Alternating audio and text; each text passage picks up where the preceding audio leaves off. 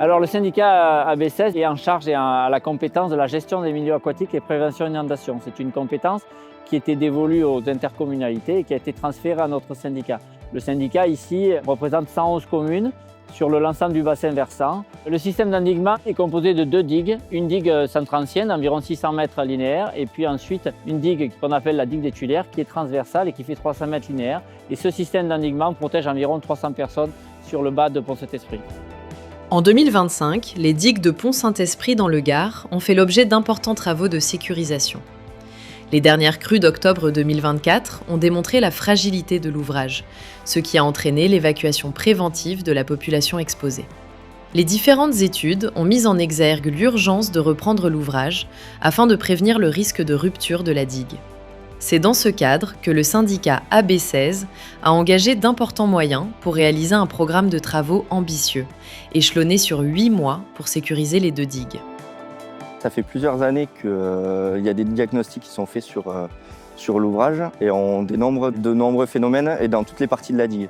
Comme on peut le voir, il y a sur la digue du centre ancien, tout est en maçonnerie, c'est l'objet des travaux. Et ensuite, il y a aussi la digue des Tuilières qui a une porte un peu défaillante qui n'est pas étanche.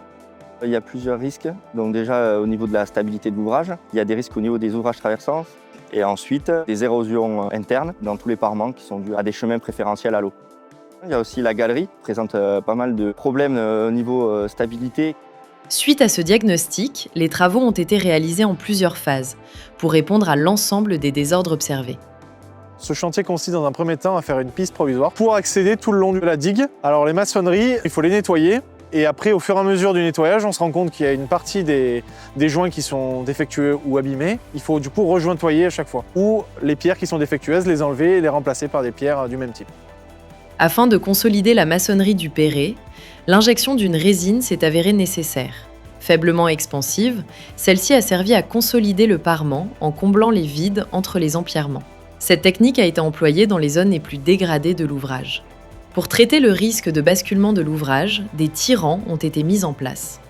Alors l'objectif des tirants, c'est de renforcer une zone des remparts ou de la digue. Et le principe, c'est de venir avec une foraise, faire des trous, envoyer des tirants et en bout de mettre une croix de Saint-André pour que le tirant puisse appuyer sur la maçonnerie.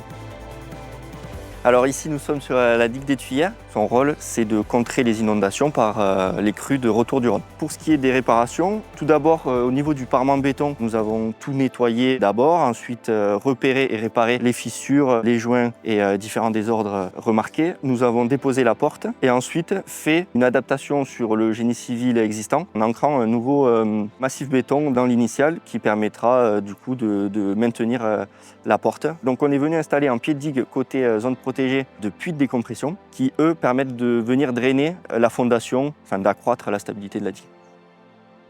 On a eu la chance de pouvoir placer l'enrochement avant les crues et on a pu sécuriser les ouvrages traversants qui ont permis de consolider la digue. Donc le résultat est là et on n'a pas eu de difficulté majeure en tout cas. D'un montant global d'un peu moins de 2 300 000 €, les travaux ont permis de sécuriser les 2 digues pour une crue proche de la Centenale du Rhône et d'augmenter ainsi le niveau de protection de l'ouvrage en limitant au maximum le risque de rupture. Cette réalisation permettra d'évacuer moins fréquemment la population exposée. Le syndicat AB16 s'engage ainsi à garantir un niveau de sécurité du système d'endiguement en adéquation avec les enjeux de la commune.